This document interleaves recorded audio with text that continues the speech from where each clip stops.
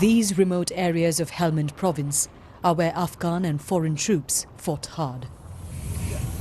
It's where they encountered their fiercest battles. We've driven half a day on rubble tracks to get here.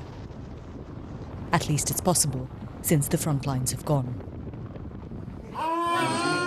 Now, the casualties here, overwhelmingly, are starving children.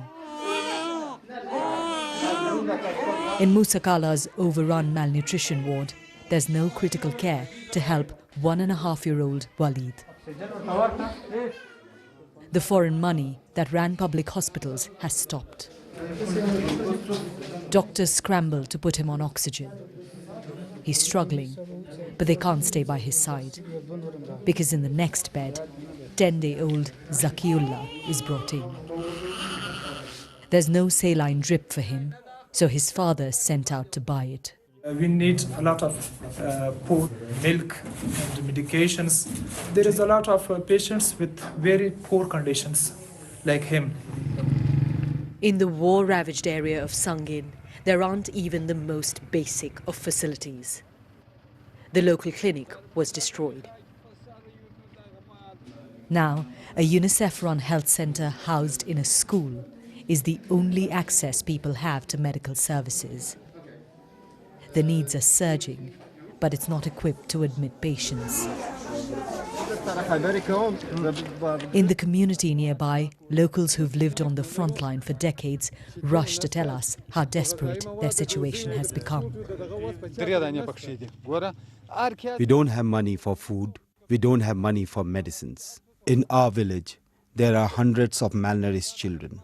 In every household, you'll find 2 or 3.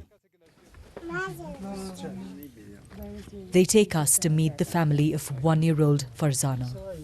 She's malnourished. Her elder sister so ill, she's been sent to their grandparents. This family is unable to feed her. At 10, Nasibullah has already begun to work. The unending suffering of this family is the legacy of foreign actions, present and past. Hamid Gul's house was bombed in an American airstrike 5 years ago. 10 of his family were killed. We had no connection with the Taliban. My house was unjustly bombed. Neither the Americans, the previous government, or the new one have offered to help me. We just eat dry bread. About 2 to 3 nights a week, we go to bed hungry. This is Helmand's capital. Those who can scrape together money to make the long journey are rushing here. Every minute, another mother, another sick child. This hospital, run by charity Doctors Without Borders, one of a handful that aren't dysfunctional. By the time 2.5-year-old Jalil Ahmad is brought here, he's hardly breathing. Doctors try to revive him.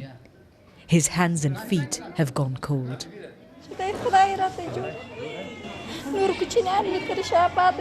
I'm helpless as he suffers. I've been sitting with him the whole night, scared that at any minute he'll stop breathing. His mother tells us.